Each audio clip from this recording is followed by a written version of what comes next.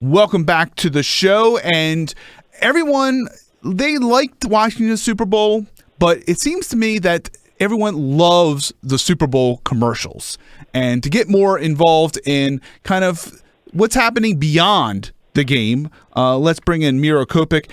He is the professor of marketing at San Diego State. And Miro, first, what makes a great Super Bowl commercial in your opinion? Glad to be on, Jamison. It has to have a great TV commercial, a great Super Bowl commercial, has a couple of elements. It has either humor, it has drama, and ultimately has a little bit of a twist.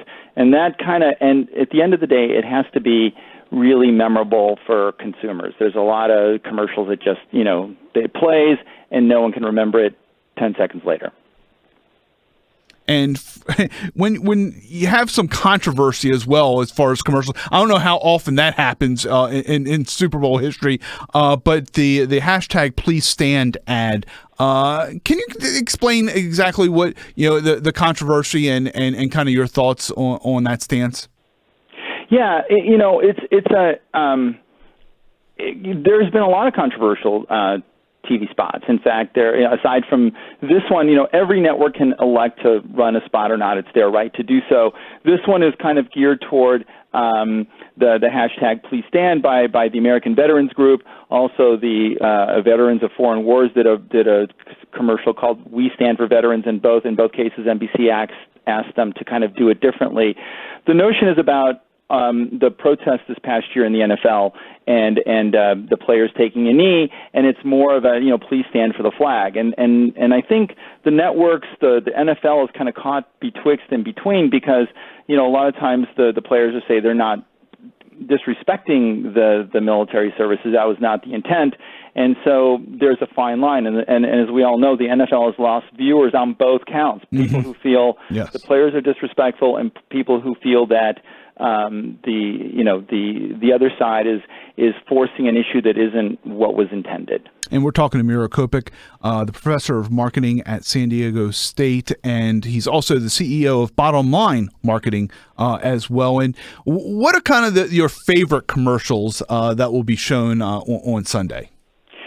I've looked at a bunch of them. There's a few that I'll kind of give a little tip to. There's and I don't know that there's Jack in the Box on the East Coast, but there's a great commercial with Jack in the Box, the Jack character and Martha Stewart pitting themselves against fine food.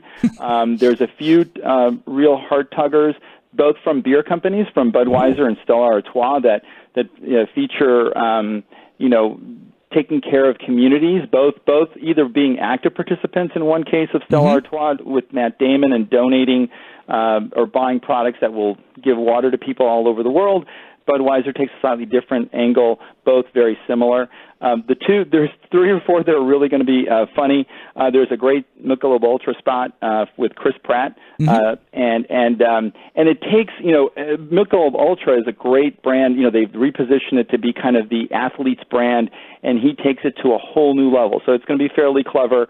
And there's of all things, a Febreze spot that is maybe one of the more breakout hashtags that called Bleep Don't Stink. So a few funny ones and a few more poignant ones. I was expecting some beer ads. The Febreze one, you kind of threw me for a curveball. Now, was not expecting Febreze to enter in this one. So there's always going to be great car ads. Yeah. And now kind of on the other side, Miro, what are some that maybe fell short of kind of the expectations? I really struggled. I think there's a number of them that might be a little flat. The one that the brand is really quirky. So, for example, Skittles. Skittles you're either going to love the ad or you're going to hate the ad. It's the Steven Tyler ad a couple 2 years ago didn't resonate as well. You're going to have this time actually a Mountain Dew ad, which I think is phenomenal. It's a combo ad. It's almost like an A and B record thing with Doritos on one side, with Peter Dinklage, the from Game of Thrones, and Morgan Freeman on the other side with Mountain Dew. And I'm not going to spoil it, but it'll be hysterical. Last year, Mountain Dew with Puppy Monkey Baby, horrible, and it really didn't help the brand at all.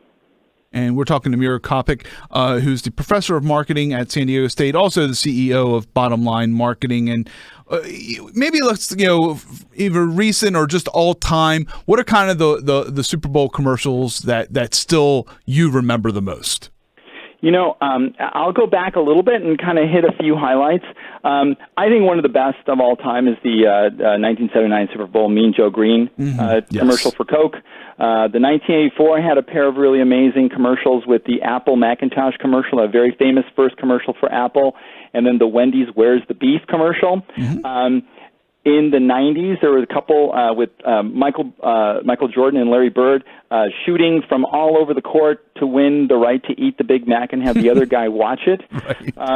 And then if I'll fast forward to 2010, you'll have the Old Spice spot with the man, your man could be commercial.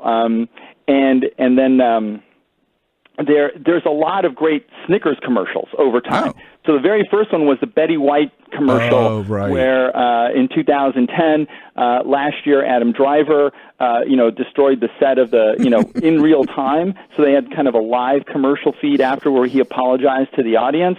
And then the year before that was Willem Dafoe as Marilyn Monroe. So they're always kind of with that twist and very memorable about, you're not you when you're hungry kind of idea. That's right. And that's Miro Copic. Thank you so much. He's the professor of marketing at San Diego State, also CEO of Bottom Line Marketing.